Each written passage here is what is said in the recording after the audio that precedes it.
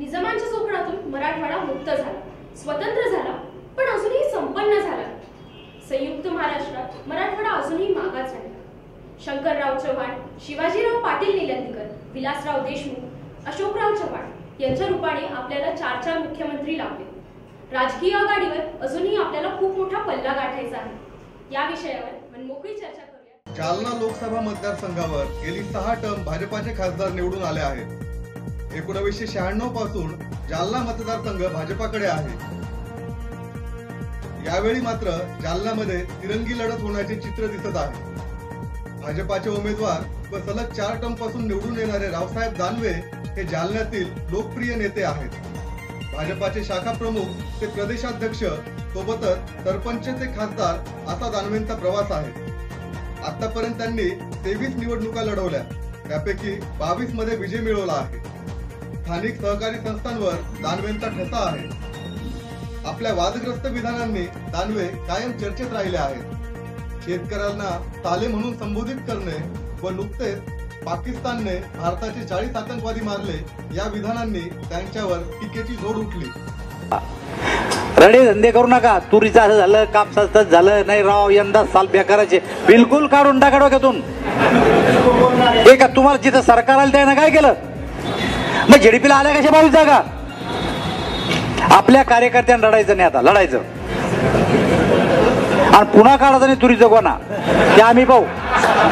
सगळी 1 लाख टनाला खरेदी दिली आता पुन्हा परवा, तरी रडतेच चाले.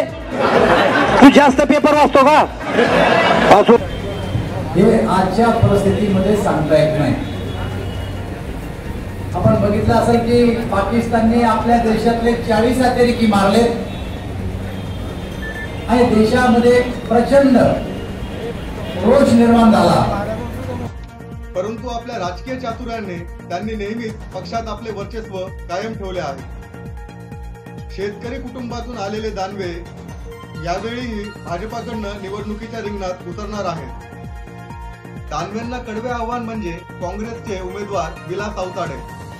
विलास अवताडे हे शंकरराव चव्हाण यांचे निष्ठावान अनुयायी असणारे माजी काँग्रेस जिल्हाध्यक्ष व माजी आमदार कैलासराव अवताडे यांचे चिरंजीव आहेत. फुलंब्री, सिल्लोड व भोकरदन मतदारसंघात अवताडे यांचे चांगले काम आहे.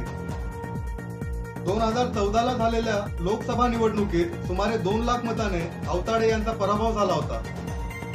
यावेळी पुन्हा काँग्रेस पक्षाचे उमेदवार म्हणून दानवेंच्या विरोधात अवताडे यांना तिकीट देण्यात आले आहे. दानवेंना कडवे आव्हान देण्यासाठी अवताडे पूर्ण ताकद लावणार आहे. 2019च्या निवडणुकीत यावेळी वंचित बहुजन आघाडीचे उमेदवार म्हणून डॉक्टर शरदचंद्र वानखेडे उभे राहणार आहेत. मागील खासदारकीला बसपाकडनं उभे राहिले असता वानखेडे यांना 23,719 मते मिळाली. सामाजिक कार्यात अग्रेसर असणाऱ्या वानखेडे यांनी दरम्यान संघटन मजबूत केले आहे व यंदा बाळासाहेब आंबेडकर, ओबीसी आणि ओबीसी यांची सूत्र जुळवून निवडणुकीच्या रिंगणात उतरणार आहेत. जालना मतदारसंघात निवडून येण्यासाठी उमेदवार नसलेले परंतु निर्णायक भूमिका बजावू शकतील असे 3 नावे म्हणजे अब्दुल सत्तार, अर्जुन खोतकर आणि बच्चू कडू. अब्दुल सत्तार यांनी नुकतीच काँग्रेसचा राजीनामा दिला आहे, त्यामुळे ते कोणाला पाठिंबा देतील याकडे सर्वांचे लक्ष आहे. तिकीट वाटपाची जागा भाजपाला सुटल्याने शिवसेनेचे आमदार अर्जुन खोतकर हे नाराज झाले होते.